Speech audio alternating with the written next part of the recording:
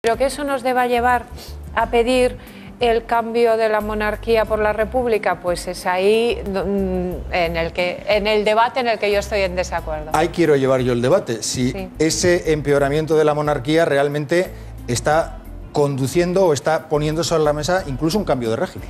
Bueno, vamos a ver, yo creo que hay que tener un poco de perspectiva histórica. No podemos pensar que los breves tiempos y la inmediata actualidad de lo que tenemos es lo único que se puede ver.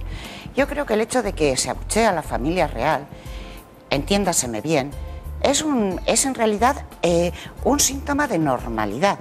Vamos a ver, la libertad de expresión es algo básico que tenemos que defender todos.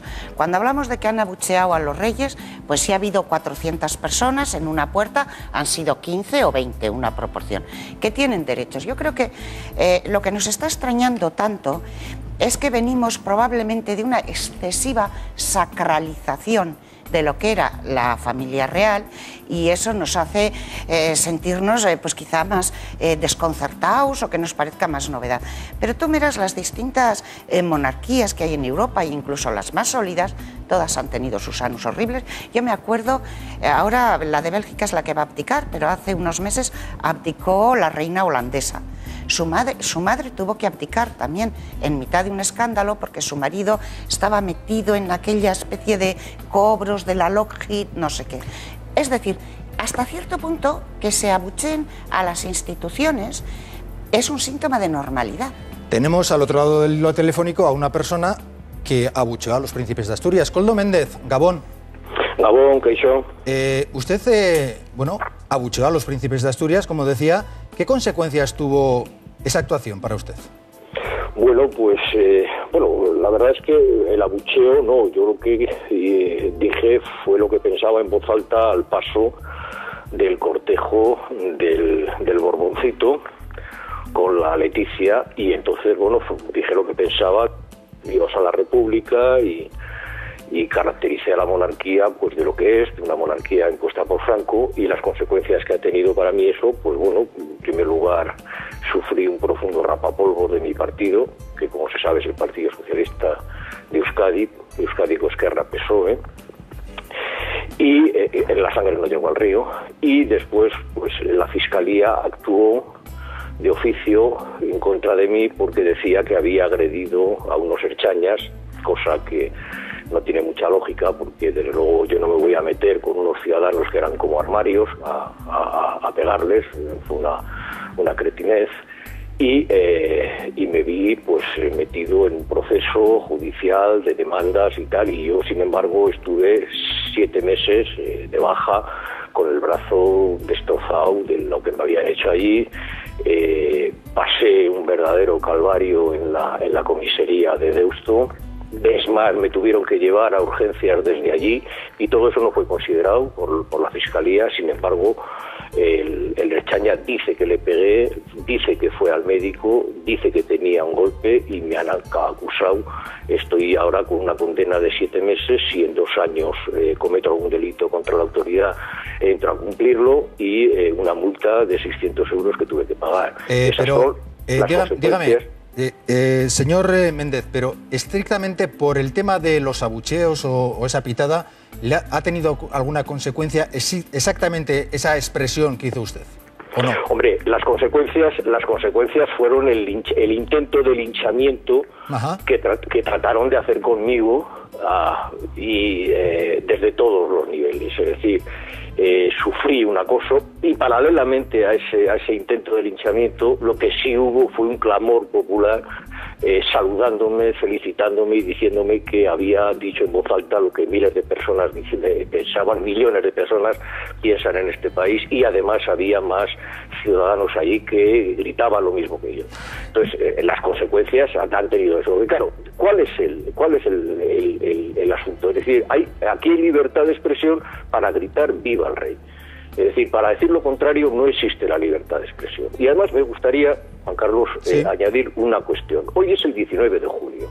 Hoy es el día en que la clase obrera en España se levantó en armas contra el alzamiento de los franquistas en el 1936 contra el gobierno legítimo de la República. Bueno, pues ese golpista es el que ha puesto al rey.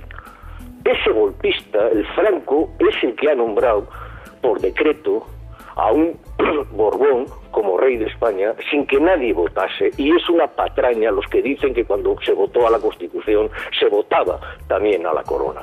Es una patraña, es una trampa, y hoy no hay rincón de España que no desprecie la corrupción que nace de esa casa de la monarquía, que es el origen de toda corrupción y de toda fechorías que se cometen en contra de la mayoría social. Y es más, me gustaría, Juan Carlos, si me permites, sí.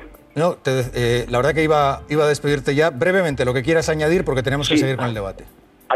Añadir una cuestión, es decir, ahora nos están hablando ahora de la forma en que va el Borbón grande va a abdicar para que venga el Borboncito pequeño. Mire usted, la reflexión mía es la siguiente: a Juan Carlos de Borbón y Borbón sabemos que le puso Franco. La pregunta es ¿quién le pone al príncipe Felipe? Porque es un clamor lo que hay en este país contra una monarquía que representa lo peor y las peores tradiciones, representa el sable y el púlpito, y representa el oscurantismo y la represión que hay contra las libertades en este país. Koldo Méndez, muchas gracias por haber aceptado la llamada del debate. Gabón, buenas noches. Muy amable, Juan Carlos. Bueno, este testimonio la verdad que nos coloca en uno de los asuntos que creo que hoy tenemos que debatir, y es si esa baja popularidad de la monarquía y esos deseos de cambio de régimen por parte de algunas personas, como acabamos de escuchar, tienen visos de cuajar o no en el actual contexto, de deterioro de la imagen de la monarquía. Floren. Bueno, yo estoy un poco perplejo, no me esperaba que alguien del Partido Socialista de Euskadi me dejara sin discurso, ¿no? Porque, bueno, pues hay sorpresas en este programa. Pero estoy muy contento, ¿no? Yo, como los que llevamos toda la vida abucheando a los reyes españoles, estamos encantados de que eso sea una ola creciente, ¿no? Y hay toda una tradición, y no de abucheo, que parece que suena a chirigota, sino de rechazo político, ¿no? Desde lo que ocurrió en la Casa de Juntas de Guernica hace muchísimo tiempo, con juicios, consecuencias, etcétera, etcétera, todo lo que ha ocurrido durante mucho tiempo, ¿no? Como muy bien decía, hoy es, si no han dado ya las 12 de la noche, es 19 o 20 de julio, ¿no? De la 1 de la mañana. Yo, a quien tenga tiempo, recomiendo que vea el vídeo del nodo del año 1969, en el acto en que las Cortes franquistas acuerdan, por orden de Franco evidentemente, designar a Juan Carlos Borbón, un futuro sucesor en la jefatura del Estado, a título de rey. Y hay una frase genial de Juan Carlos Borbón en la que dice: quiero reconocer que la mía es la legitimidad del 18 de julio de 1936. Ese es el pecado original de la monarquía española. Que a ese pecado original se hayan añadido tal cantidad de barbaridades que ha llegado hasta descrédito es muy importante. Pero en el fondo estamos ahí, y yo creo que más tarde o más temprano, esta es una cosa que estaba debajo de la alfombra. La sociedad en el Estado español no ha decidido la fórmula de la jefatura del Estado, le ha venido impuesta, y más tarde o más temprano este debate tenía que aflorar. Otra cosa es que algunos no nos situamos en ese debate, sino en el debate que tiene que hacer la sociedad vasca y el pueblo vasco ante todo eso. Juana, Rafaela y Edurne, por favor. Bueno, vamos a ver, yo la verdad es que parece que nos alimentamos de leyendas urbanas. A este pobre señor Koldo, que me imagino que estará traumatizado porque los ertzañas le dieron pal pelo, pues lo siento mucho. Pero vamos, cuando pretende ser la voz del pueblo, que en todos los rincones, pues va a ser que no, va a ser que la gente es mucho más razonable. Y respecto de lo que ha dicho Floren, vamos a ver, es que yo no sé, porque Floren ya tiene edad como para haberlo vivido. Vamos a ver, no es que quiera dar una lección de historia, pero breve.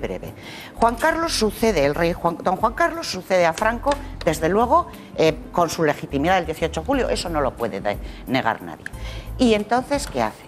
Coge, las Cortes franquistas se suicidan, se hacen unas elecciones constituyentes generales a los que asisten todos los partidos, esas Cortes constituyentes nombran una comisión redactora de la Constitución, ahí estaban desde el Partido Comunista hasta los nacionalistas, el UCD, Alianza Popular, ¿me dejo a alguien? No, creo que no, creo que eran las 4, todas las fuerzas representadas, y entre todos, con la unanimidad de todos, deciden cómo va a ser nuestra convivencia.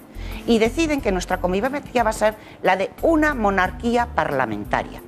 Esa Constitución se lleva a las Cortes, se aprueban, se pone a referéndum, se aprueba. Es decir, la legitimidad, Juan Carlos, hoy en día, lo que manda lo que organiza nuestra convivencia es la decisión común. Por decisión común podríamos dejar de ser una monarquía parlamentaria, pero si ahora lo somos, es por una decisión común que tomamos todos en el año 1979. ¿De acuerdo, y esa Rafaela? es la realidad. Y lo demás son leyendas urbanas del señor Koldo, del señor Floren y de todos ellos. Yo en ¿Sí primer o no? lugar, Floren y Edurne y Juana, ¿de acuerdo? No es un debate del siglo XXI, no es un debate del siglo XXI los derechos de una persona a ser jefe del Estado al margen de una elección popular. Eso es una barbaridad. Yo sé que el señor que ha hablado es muy monárquico, tanto que ha defendido la importancia del descanso real, ¿no? Muy monárquico. Pero pues sí, hay algunos países europeos que son monarquías y son países políticamente atrasados en cuanto a su forma de jefatura del Estado. Porque en lugar de tener un mecanismo de elección democrático del jefe del Estado, tienen uno que se basa en el espermatozoide que toma determinado rumbo. Y eso es una auténtica barbaridad en el siglo XXI. ¿Es la monarquía un atraso? Quiero acabar con una cosita pequeña, porque argumento. antes ha habido unas alusiones. Yo ciertamente tengo cierta edad, pero no solo tengo edad, también tengo un libro publicado sobre cómo se hizo la transición. Y sé algo de cómo se hizo la transición. Y ese cuento maravilloso de que las cortes franquistas se suicidaron, ya va siendo precisamente la crisis que hay, el descrédito de la Casa Real, todo lo que está ocurriendo nos debería ofrecer una oportunidad para decir, vamos a dejar de lado esos cuentos que nos han contado, que algunos se han querido contar a sí mismos. Todo eso, no seguimos en el franquismo. No seguimos en el franquismo. Pero cuidado, vamos a hablar una cosa. No seguimos. Lo que está documentado es que Franco fue quien designó a Juan Carlos Gómez. Y que dijo claramente que aquello fuera desde que lo designó hasta ahora. Perdón. Lo que digo es que aquí se ha dicho que en el Estado español democráticamente se decidió que fuera una monarquía, y eso es mentira. No. Eso es mentira, porque elegir, la propia palabra lo dice, quiere decir optar entre más de una posibilidad. Y díganme ustedes cuándo ha habido en el Estado español la posibilidad de optar entre más de una posibilidad. Nunca. Con lo cual, si tú no puedes elegir, no te pueden decir que has elegido. No has elegido. Vale de leyendas urbanas, déjame solo que le aclare las opiniones esto. de los demás, a veces aprendemos a respetarlas, no son leyendas urbanas, son opiniones diferentes, a ver si las respetamos. Unas Cortes Generales que participó todo el mundo y los representantes... No participó todo el mundo, por favor. ¿Cómo que no representó? Pero en el año 70... En el año 77 hubo unas elecciones a las que muchos partidos no pudieron presentarse. Eso sabe cualquiera que ha estudiado un poquito de historia. Perdona, dime. Pues muchos partidos, por ejemplo, partidos que se reclamaban como republicanos, no se podían presentar los partidos. El Partido Comunista pudo. El Partido Comunista no se... Todos. A ver, un poquito de cultura general. El Partido Comunista no se declaraba ya republicano en aquellas fechas. Vamos a saber un poquito cómo se hizo la transición. Porque se hizo, entre otras cosas, porque Santiago Carrillo y el PC renunciaron a la República. Es que esto ya son unos inventos. Floren, que estás inventando. Esto se cura leyendo libros de historia. No, perdona, esto se cura también documentándose. No les veo... Pudo presentarse el que quiso. El que quiso. Eso es mentira. No reescribamos la historia. Floren, Juana. Porque no salió lo que tú quisiste, no reescribas la historia. Yo casi no había nacido. Floren y Juana, no les veo capaces de avanzar, así que voy a avanzar yo. Voy a avanzar yo. Iñaki Anasagasti, Gabón. Gabón, buenas noches. Gabón, buenas noches. Te estoy escuchando.